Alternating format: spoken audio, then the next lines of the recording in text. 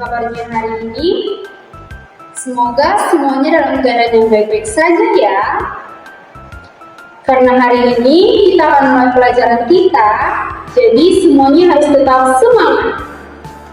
Baik adik-adik, siapa di sini yang tahu hari ini kita mau belajar tentang apa? Nah adik-adik, jadi hari ini kita mau belajar tentang arti gotong royong dalam kehidupan masyarakat Indonesia.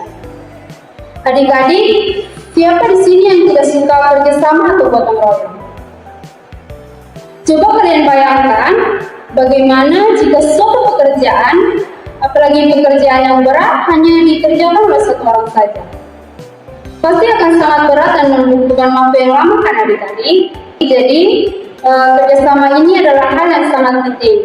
Tapi yang penting jangan kerjasama saat ujiannya adik-adik, karena itu adalah perbuatan yang salah. Nah adik-adik, menurut kalian apa sih yang dimaksud dengan kerjasama? Baik, jadi secara sederhana, kerjasama adalah bekerja bersama-sama dan saling bantu untuk menyelesaikan sebuah pekerjaan.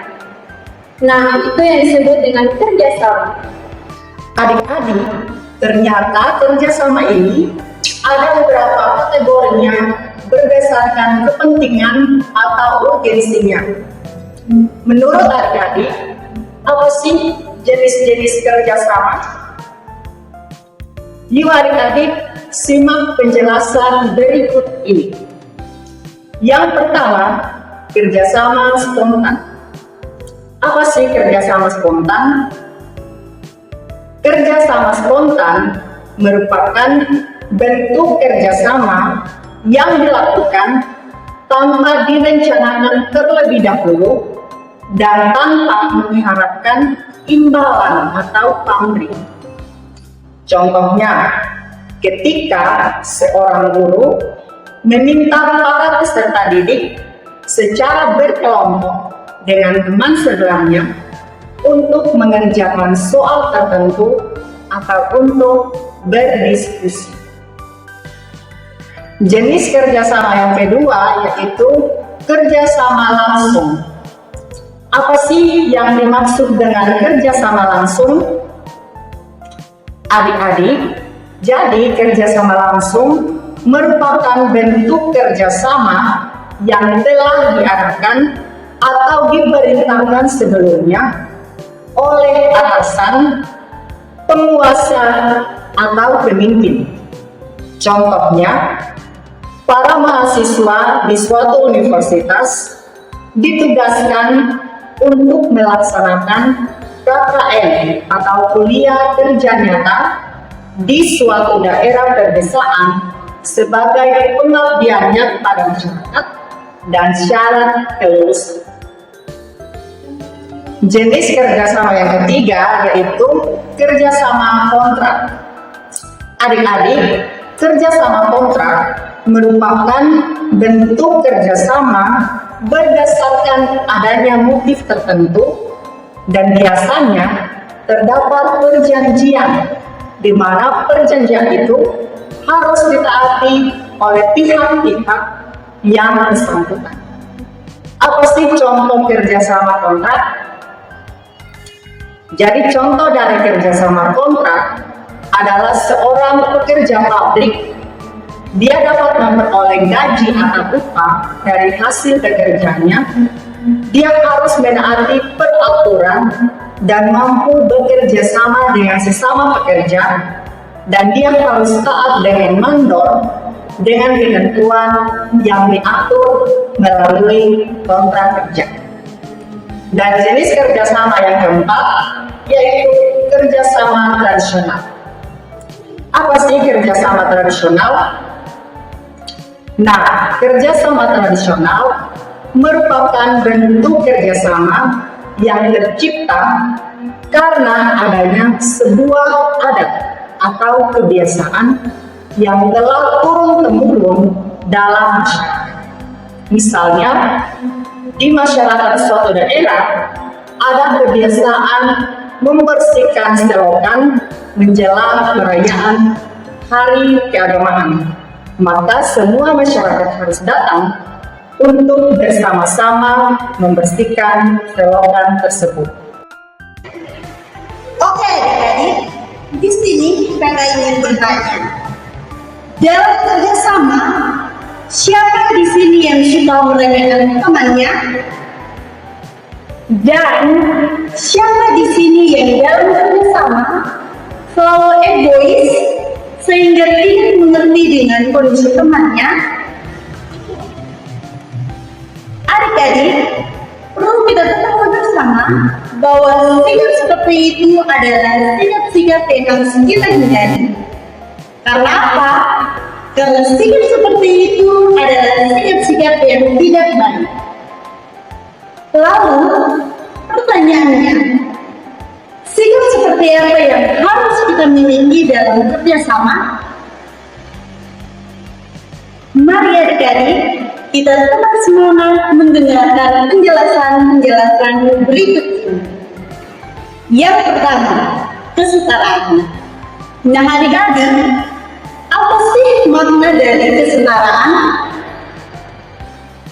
Kesetaraan bermakna bahwa manusia sebagai makhluk ciptaan Tuhan memiliki tingkat atau kedudukan yang sama tanpa memandang latar belakang suku, ras, agama, maupun antar golongan.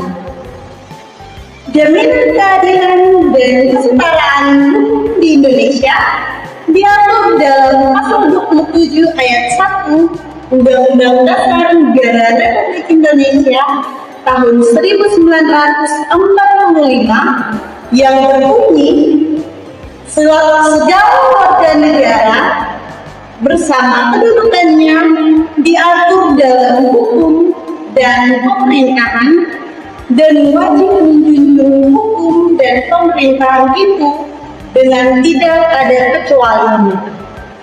Dan pasal 28D ayat 1 Undang-Undang Dasar Negara Republik Indonesia tahun 1945 yang berbunyi, setiap orang berhak atas perlakuan, jaminan perlindungan, dan kepastian hukum yang adil, serta berperilaku yang sama di hadapan hukum. Yang kedua, saling pengertian.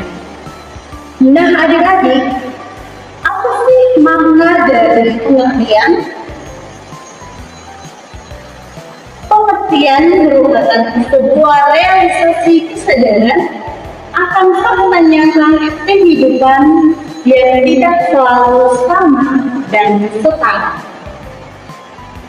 Di dalam pengertian terdapat rasa ketulusan, kesiapan, dan juga ketegaran untuk menerima kekurangan dan sekaligus mensyukuri kelebihan diri sendiri maupun orang lain.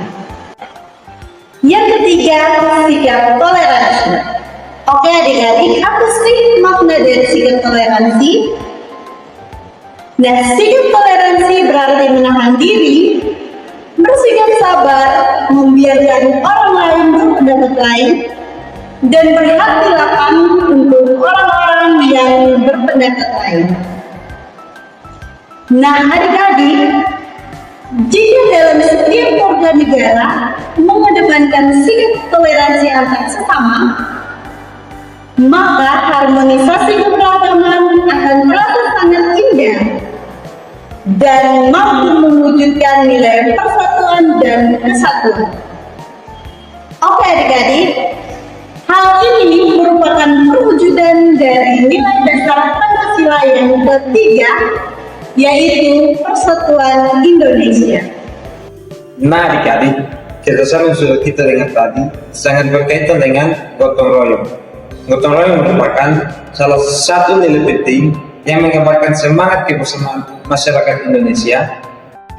Nah adik-adik, di berbagai daerah di Indonesia terdapat banyak istilah yang menggambarkan perilaku gotong royong. Istilah-istilah tersebut yaitu ngayang di Bali, Masungi di Maluku, Gemohing di NTT, Liuliura di Sukabumi, Jawa Barat, Ngajagelemai di Bengkulu, alat tahu di Dayak Kelindang Benua, dan sebagainya.